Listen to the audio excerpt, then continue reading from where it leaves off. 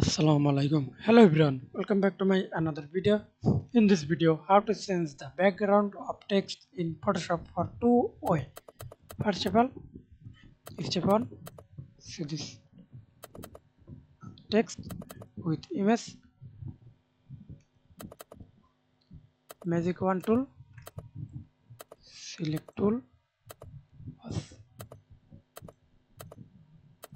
okay. Then change background, clipping mask,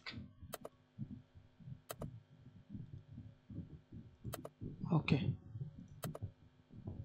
Edit, go to file, image,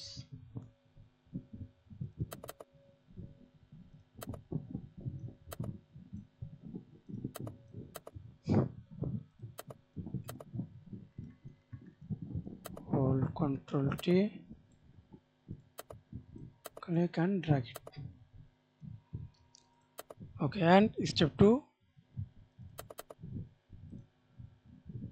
now see this text and shape. Double click on shape and change background color, or simply click the shape, go to effects, color overlay and change color background. Thanks for watching video. Please subscribe to my channel, like, comment, share.